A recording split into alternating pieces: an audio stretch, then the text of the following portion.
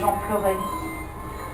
Dans cet air éternellement sombre, langues étrangères et horribles jargons, paroles de douleur, accents de rage, voix aiguës et floues, mains sonnantes, faisaient un fracas tournoyant à l'infini, pareil au sable pris dans un tourbillon.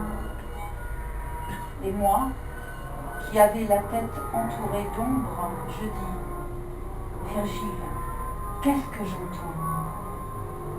Et lui à moi, c'est le misérable sort qui tient ceux dont le cœur morne, vécu sans infamie et sans louange. Ils sont mêlés au méchant cœur des anges, qui à Dieu ne furent ni rebelles, ni féaux, mais simplement furent pour soi. Quatrième cercle, avares et prodigues.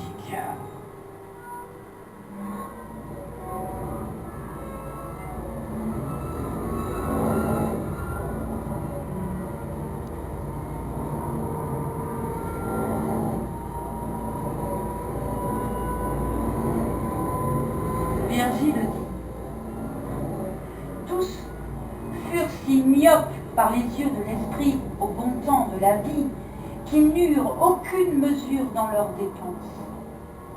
Leur voix, le cri, la voix assez claire, quand ils parviennent à ce point du cercle où, vent contraire, cupidité les désunit. Si disposés à la dévotion, ne hésiteront à s'abandonner à Dieu de tout son gré, comme je le devins à ses paroles. Et mon amour se déversa en lui si fort qu'il éclipsa Béatrice dans la vie. Elle n'en fut pas blessée et elle rit. Et la splendeur de ses doux yeux moqueurs divisa en morceaux mon âme unie. Je vis plusieurs feux vifs et fulgurants nous prendre pour centre et s'ordonner en couronne, bien plus doux à l'oreille que brillant par la vue.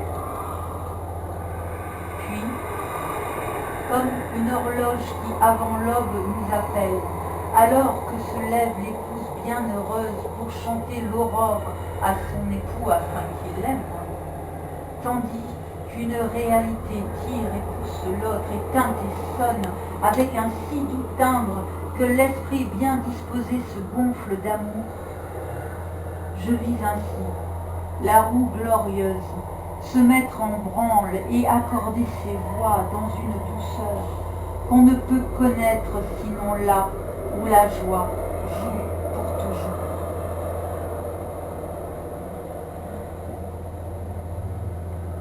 Quatrième ciel, ciel du soleil.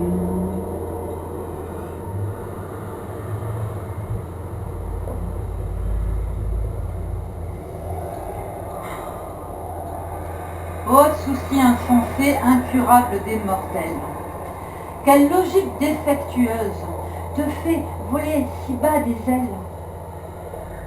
Qui servant le droit, qui la lucrative médecine, qui à la recherche d'un sacerdoce, qui a régné par force et par argutie, qui a volé, qui a négocié, qui, au plaisir de la chair envoûtée, s'épuisait, qui s'adonnait à l'oisiveté, tandis que moi libre de tous ces riens, j'étais avec Béatrice dans les hautes sphères, accueillie de façon si glorieuse.